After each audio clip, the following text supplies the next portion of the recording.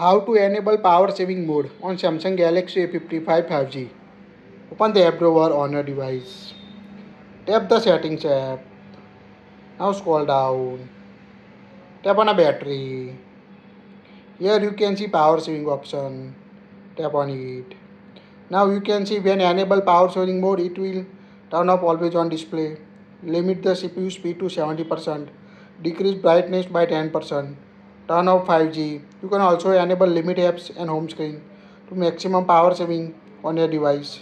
It will when you turn on toggle on power saving, you can see now gray out the button. So all condition apply on your device.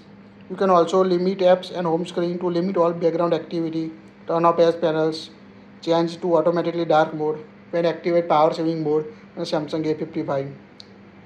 Tap on a power saving. Here you can see power saving option that available on your device. Tap on the three vertical dots. Here you can see adaptive power saving. Tap on it. Toggle on it. It will automatically turn on and off based on your usage pattern. That will helpful to save battery life or increase the battery power on your Samsung A55 5G.